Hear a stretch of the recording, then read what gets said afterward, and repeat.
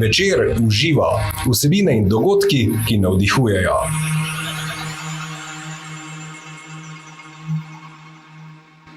Nov podcast Večer uživa je to.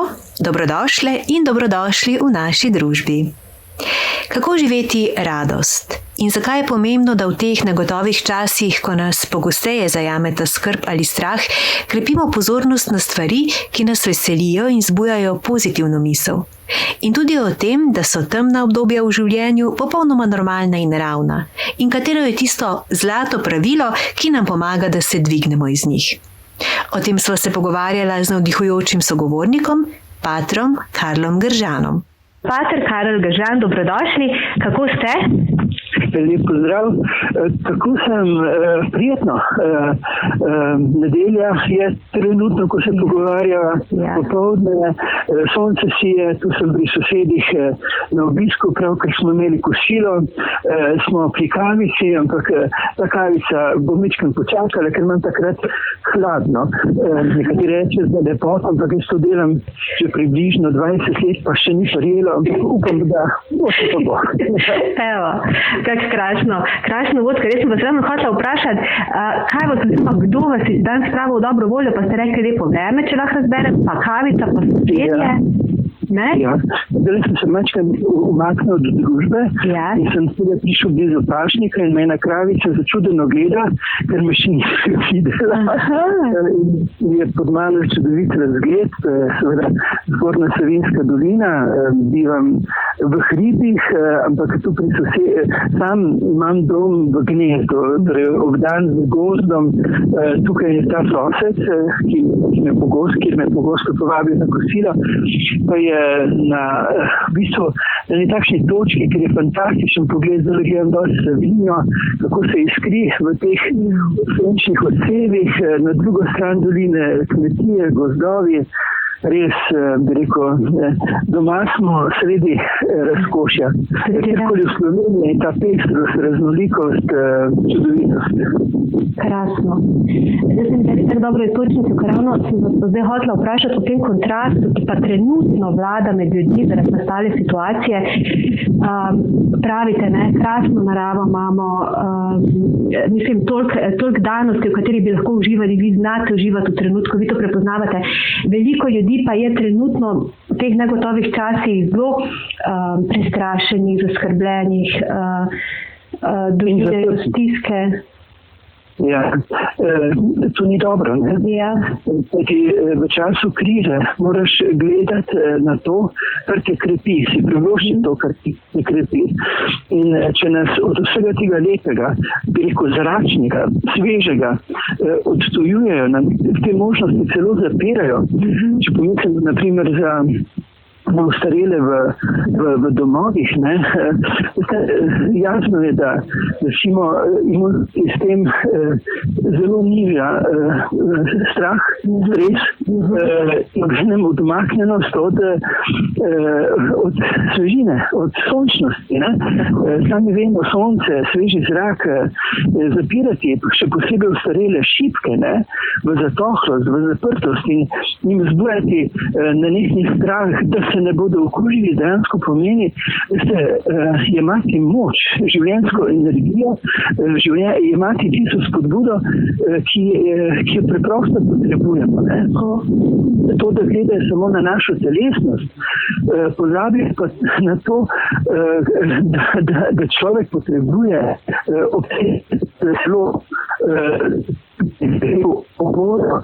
To je po moji presoji skrajno nedopustno in ko bo vsa ta prepogosto celo histerija, pandemija strahu minila, da se bomo v miru ozavestili in mnogi tako imenovani strokovnjaki se bodo dejansko prepoznani kot nestrokovni, ker niso upoštevali celovito resničnost človeka, ker so celo na nek način terjali, da si želimo imunski sistem.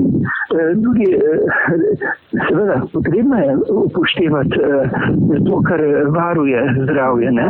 Ampak potrebno je upoštevati tudi to, kar krepi zdravje. Ne? Zdaj pa eno stran samo to, kar varuje, obenem pa nam odvzemajo moč, ne krepijo imunski sistem. Če pomislimo tudi na šole, zakaj se ne skrajšajo učne ure, zakaj se ne privošči otrokom, da gredo potem na sveži zrak, da se ukrepijo, zakaj vdihavati lastne, če rečem temu, izpuhe, kar je jasno, da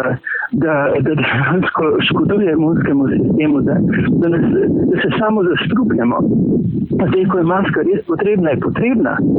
Ko je pa maska zaradi maske, so pa maskote tisti, ki to zahtevajo, da smo mi, to je pravzaprav norčevanje iz ljudi. To ni strokovnost, to je neupoštevanje celovitosti človeka v vseh razsežnostih, v vseh pogojih bivanja. In zapreti nekoga neprodušno med neke 4 stene, veste, to niso upoštevani pogoji zadovoljnega, radostnega bivanja. To je dejansko dušenje človeka na skrajno nedopusten način. In gledajte, zgodovina bo to presodila, mi si pa tudi zapomnimo imena, ki so nas v takšen način bivanja primorali. Z nekimi razlogi. So razlogi, ki so upravičeni, mnogo tega, kar je nedopustno, kar je skregano za zdravo presojo, kar je dejansko usmerjanje neko čredništvo. Gledajte, nismo ovce. Zelo odkrito, zelo kritični ste, mislim. Veste kaj, živim sredi ljudi, ki so gorjani, ki so kmeti, in dejansko verjetno sem se nalezel mečkem, da vklopim tudi zdravo kmečko pamet, ki to presojo, ki je pogled na celovito življenja in na nujen stik s pristnostjo narave, ki ne sama po sebi zdravi. Tako, krasno misel, narava sama po sebi zdravi. Vi sledite naravi, mislim, vi tako živite v tem takem idiličnem okolju. Z gospod Kapro? Kako? Z gospod Kapro? Ja, tako, z gospod Kapro, kako je? A gospa so v redu. So v redu. Koliko je zdaj stara, tale vaša? 18 let, prava mladenka. Lahko živite enkrat toliko, ker v bistvu to, da ne bi kdo mislil, da ima to kakšno gospod na švet. Ja, vemo, da vam te kubilo. Imam pa izjemno spoštljiv odnos do živali, ne samo do kapre, preprosto zato, ker so mi živali stale najbolj ob strani. V času, ko so drugi vsi hoteli, da sem že dobro po možganski karti, živali so bile pa najbolj potrpežljive in sočutne spremljevalke. Tudi gospa Kapra, to se nekaj pošalim, da so oni o njih. Ravno to, ker bi bili bolj spoštljivi v tem služitju, tudi tukaj mene je polno tega svetja. Verjamem, da marsikaj posledujete, skoraj vsaka rosta je namenjena zato, da nas krepi, da nas zdravi. In meni je bilo najbolj fascinantno to, ko mi je povedal nek zeliščar, tam, kjer živiš in če bi te življenjski pogoji ogrožali, tam raste tudi tiste rožice, ki te ukrepijo, samo biti moraš v sožitju, z rastlinami, živalmi. Okrog mene moje sosedje zadnje 3 večere me budi od polnoči pa tja do jutra jelen, ki kliče svojo gospod, ker ustrajno to sicer malce slabo deluje na spanje, pa kaj hočem. Ja, moj sosed je tudi volk občasno, medved občasno, je jazbec, lisice.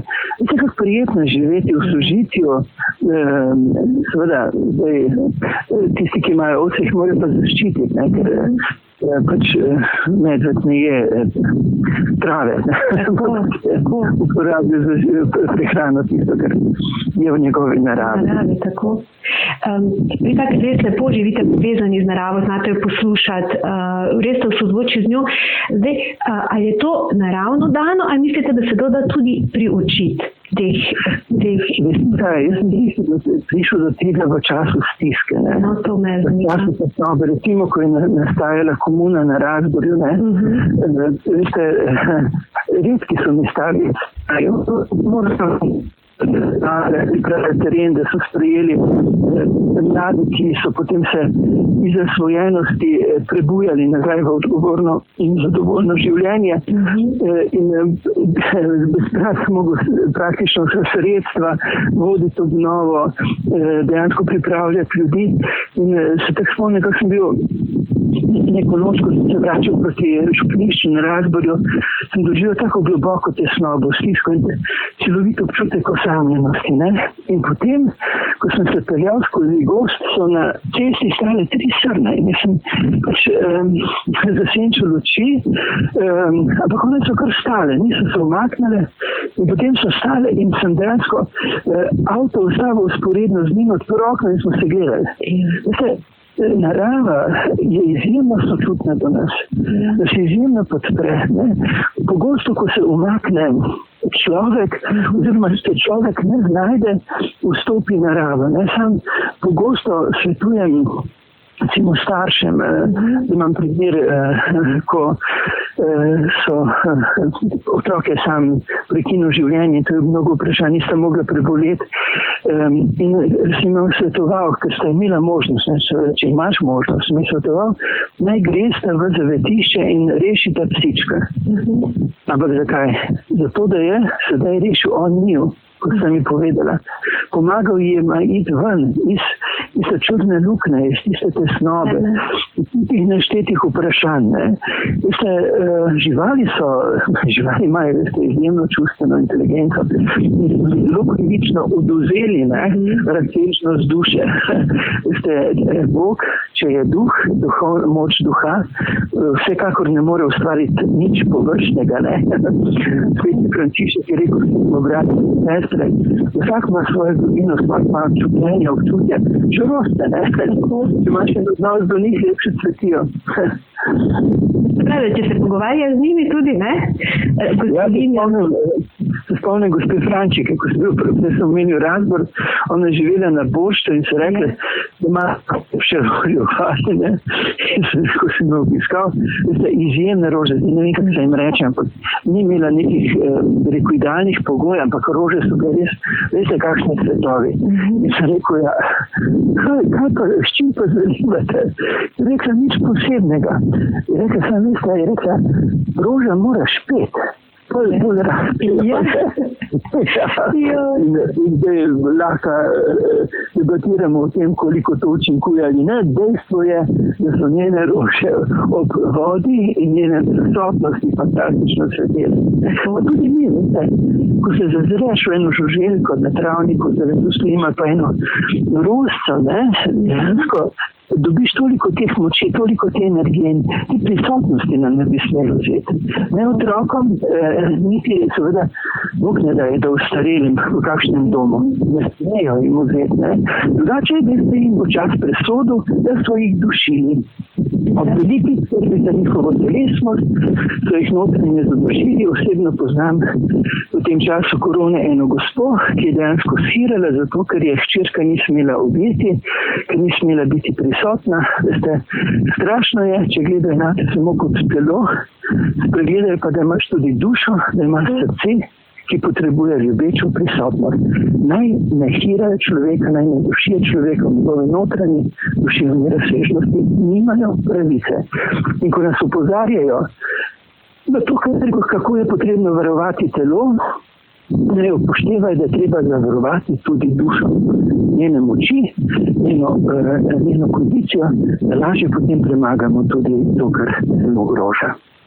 Pa kaj bi vi zdaj recimo svali s tem, ravno v tem segmentu, da se okrepijo oziroma da zavarujejo tudi svojo dušo, se pravi to svojo eteričnost, ali naj se torej naj grejo v naravo, zdaj ravno ko se pojavljajo stiške pa skrbi, več so v naravi, kaj pa tisti, ki nimajo možnosti, imate kak predlog, kak namik, ne vem, živijo v mestih?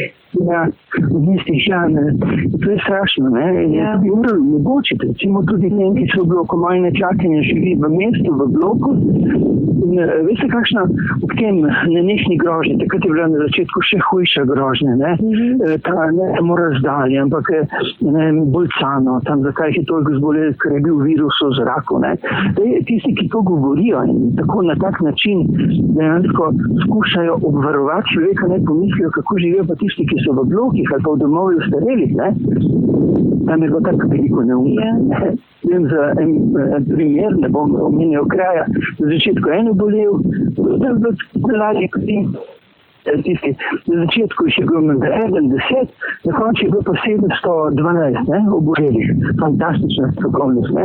Tudi v tistem domu, pa ne samo v tistem domu, na začetku eden, na koncu je bilo več 10, seveda tudi kot pridružena bolezen tudi kar nekaj smrti. Izjemna strokovnost, moj poklon strokovnosti. Ne? Razumete, to je ta izguba zdrave kmečke presoje, ko je stroka sicer strokovna, ampak tudi jaz vam znam, veste, dokazati, da Boga ni, še boljš kot kjerkoli, ker sem teolog. Ja. Če to vem, izkustveno doživljam, da to, kar imenujemo Bog je. Ne? Tudi veste, strokovnjaki vam lahko utemelijo, ker pač poznajo stroko toliko neumnosti, če so predani ali Bog ne daj celo prodani. Treba je tudi razmišljati na tistih, ki so v blokih, nečakanje pravno, ne, živi v katerem nadstropju visoko, ja, hnalo okuženo, ne, potem stopnice okužene, kako so bili ljudje, veste, v globoki stiski in globokem strahu.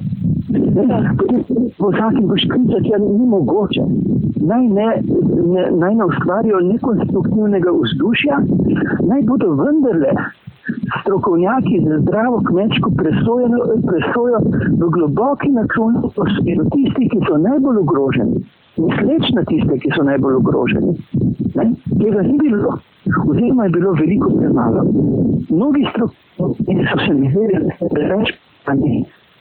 In enosti, bi rekel neki, ne vem, prav čutil sem se, toliko protislovnega je, ko nam govorijo, da se ne pričujejo. Ne? Ja. To ne pomeni, ne, da je vse napačno. Ja, razumem. Ne, vendarle se povrnejo k zdravi kmečki logiki. Drugač pa jih vabim zgolj na Savinjsko dolino, na en teden, mislim, da bo zelo koristno. Korona ni, veste, samo bolezen, ki tihotapi v naš organizem. Hudo je, če se tihotapi komu v pamet. Je hudo in zdravi kmečko okolje, s kmečko logiko, takim tako dobro koristi. Ja. Pater Držan, sicer pa ta situacija, ki nas je v bistvu tako v neke skrajnosti potisnila in taka neprijetna občutja, v strahove in vse to, marsikoga tudi temnejša, bom rekla, temnejše odtenke življenja.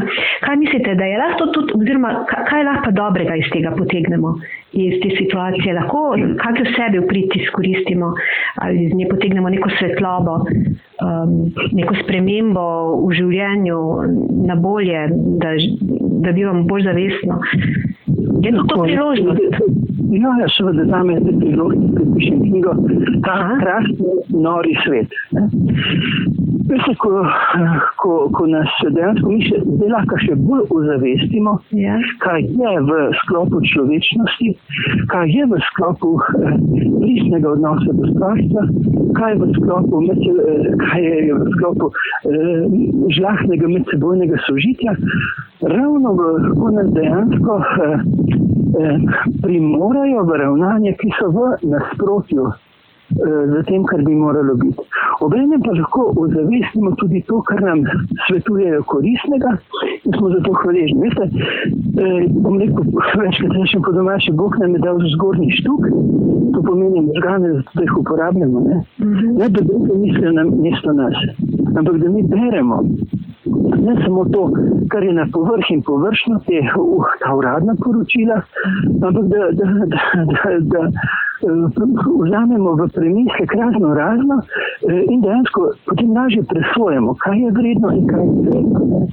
Kaj je manipulacija, kaj je v sklopu tega, kar je dejansko koristno in upoštevanje vredno. Čeprav seveda moramo upoštevati vse, ker se kaznovan sam. Veste, zgodovina bo pa napisala kazen tistim, ki nas dejansko z pandemijo strahu skušajo prepogosto manipulirati. Veste, prestrašiti človeka, zato da mu potem lahko ponudiš edino možno rešitev, da ga primoraš v nekaj. Veste, takšne primere v zgodovini smo že imeli in jih poznamo in naj jih ne ponavljajo, da jih bo zgodovina zapisala v družbo tistih, v kateri vsekakor ne bi želeli. Vas v tem trenutku pa nikoli ni recimo, mislim v tem času, nikoli ni recimo, da bi vas, ne vem, da rečem po domače, zagrabil strah ali pa da bi vas kakršnakoli tesnoba v povezavi s situacijo, z razmerami. Vas nikoli niste ustrašili? Ne, ko me zagrabi stiska, grem v kapelo ali pa v štalo, ali pa eno in drugo. In grem v naravo, gledam to, kar je svetlo, kar je pozitivno, kar me svetli. Tudi sam imam preveč, nakupljam si preveč stvari in ko si izčrpan, pride ta tesnobna čutenja in ko pride ta tesnobna čutenja, recimo kot posledica preizčrpanosti, potem vem, da moram stopiti v sočutje, v odnos, bližine.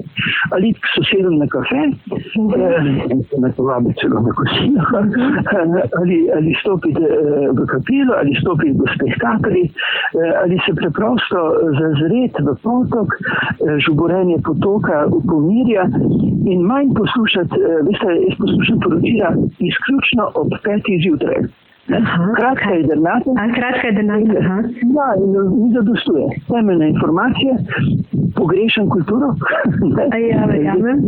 Jaz sem poslušal, ne vem koliko jutr, kako je neki naš košarkaš tam v nekem tujem klubu dal toliko pik in prispeval koliko skokov, kulture pa nič. Prosim vas lepo. Verjamem, da mora biti politika, da mora biti gospodarstvo, mora biti pa tudi kultura. Kulture ne izpuščati, ne pa samo prispevek števila skokov, kaj me to zanima. Mogoče koga zanima, ampak gledajte, kultura, ne. Torej, izključno poslušam kratka poročila, ostalo pa poslušam to, kar mi dviguje misel. Tako. Ne bom jaz poslušal, veste, kaj pravijo, večkrat ponovljena laž postane resnica, večkrat ponovljeno strašenje postane del mene samega v prestrašenosti, ne, to se ne bom dopustil. Zato mi temeljne informacije potrebujem, potem bom pogledal to, kar je zame spodbudno, kar mi dviguje pozitivno misel, kajti v pozitivni misli sem potem tudi v odločitvah lažje konstruktiven. Več pozornosti temu, kar nas radosti, ne? Tako je. Koliko tega je?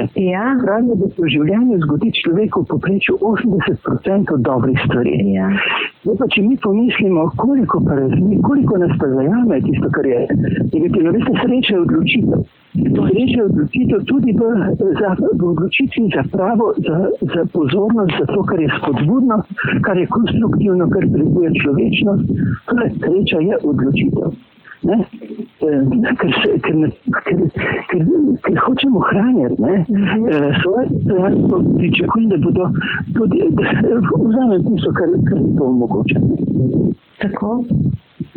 Je pa to, ko smo pač v tem kolesju nekega negativnega, zaznavanja oziroma negativnega razmišljanja, je ravno da izstopimo iz tega, bom rekli, senčnejšega področja življenja, je to bolj zahtevno, ne? In veliko ljudi se ravno zaradi tega, ker je verjetno treba na začetku je malo napora v to vložiti, da prepoznavaš lepo, raje ostaja v nekem takem preverjenem. Kaj pa mislite, da me kar naprej strašijo? Ne poročajo, koliko bolnikov je umrlo zato tega COVID-a, niso mogli priti do svojega zdravnika, s tem COVID-om strašijo, da je tisoč poskusov, vzamejo vzorce in potem je okrog 100 in potem delajo iz tega bau. To prikaže konstruktivnost, za očitno tendenco zastraševanja. To je pa vprašanje, moje vprašanje, njim s kakšnim namenom nas strašite. In potem poslušam nekega, ne bom o grehu se govori, ne pa o grešniku, in reče, v odmevih reče, veste, sedaj je čas varnosti in ne svobode. Kdo mi bo zaradi tega imel svobodo? In to reče neki prekaljeni politik, ki, mislim, jasno pove, vzeli vam bomo svobodo, zato da vam bomo ponudili varnost, zato strašite. Zato, gledajte, zgodovina pomni. In tudi ti se s takimi izjavami dejansko bodo zapisali, ali so gradili človečnost, ali pa so neki virus dejansko izrabili za to, da uveljavlja neke svoje interese. Najlažje zastraševati ljudi, ker strah je temeljni pogoj za manipulacijo. Veliko ljudem se verne vdiha, pa to lažbe, bez nekega miru, vedrine. Vi sami pa ste rekli, ko se pa takšne počutite, oziroma sosedstva, greste v naravo, greste k živalim. Se pravi, sosedim na kafe. Kot je dobro, lahko sam. Ko ti pa ni dobro, pa ne smeš biti tam. To moraš takrat, ko ti je dobro, se moraš dati kot zakon. Sama skušnjava, da bi se vsi tesnobno zaprli. Ne smeš biti tam. To je pravilo, to je zlato pravilo. Takrat dvini se in pojdi k sosedom na kafe. Ne si jim štrulo, če si ga slučajno spekel, kar koli že. Tudi če ga nimaš, pojdi vsemu, kar te svetli. Torej, gledajte, jaz, ko se bliža zima, pač moram vedeti, s čim si bom grel v stanovanje. Ko pride recimo tesnobno počutje, mrakovno vzdušje, jaz moram vedeti, kako bom ogrel svojo dušo. To moram vedeti zdaj. Zdaj še ni zima, ampak si pripravljam drva. Vem, kje so drva. Zdaj mogoče se tisti, naj jo poslušajo, počutijo dobro. Ampak zdaj moraš videti, ko pa bo mrakobno počutje, zdaj moraš videti, kom bo šel, kako se boš rešil, kako se boš ogrel dušo. Ne smemo, kot sem že na začetku govorila, misliti in skrbeti samo za svoje telo, tudi za svojo dušo, tudi za toplino svoje duše, za prijetnost svoje duše. Mi moramo znati v sebi, za telo prijetno temperaturo, ampak tudi za dušo tisto, da bi rekel, duhovno prijetnost. Vedeti moramo, kaj nas vzdržuje v tej duhovni prijetnosti. In zato je treba poskrbeti, imeti na zalogi. Moramo vedeti, kako bomo takrat odreagirali. Vsekakor same se takrat začneš. Tako. Pa tudi to, neko zavedanje imeti, da temni trenutki ali pa trenutki žalosti so popolnoma naravni, ne? Seveda, bi videli, kot se je to živel.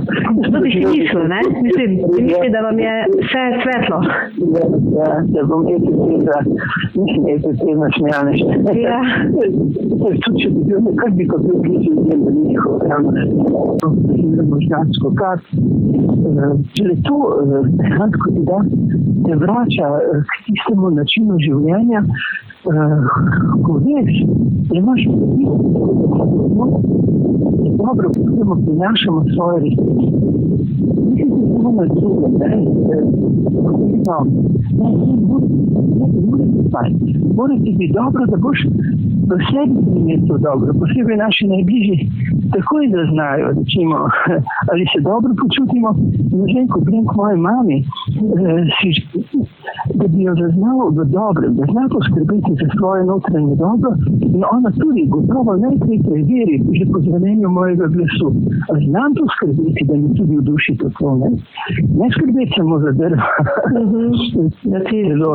Moramo vedeti to, kar prebuja toplina, prijetnost, pa če pride zmrzal, tesnoba, pregorelost, kako se zdaj povrnemo naprej, tisti moči, tisti prijetnosti, do kateri imamo pravico,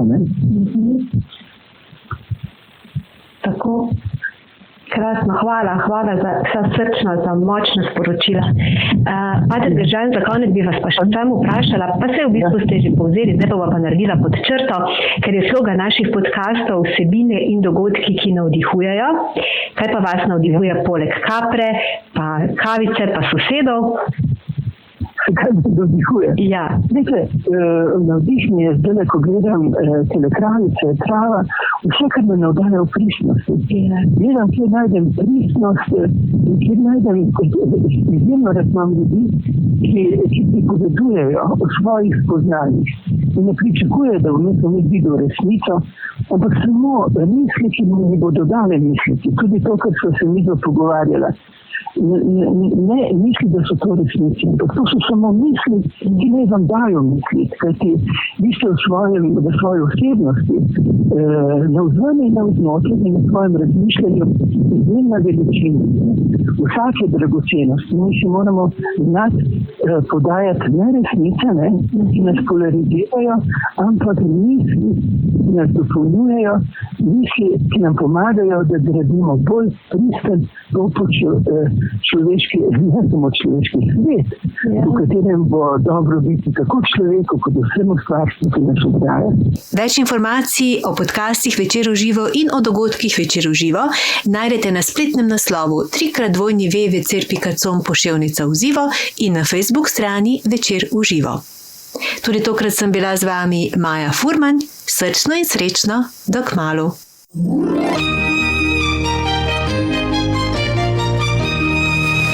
Večer v živo. Vsebine in dogodki, ki navdihujejo.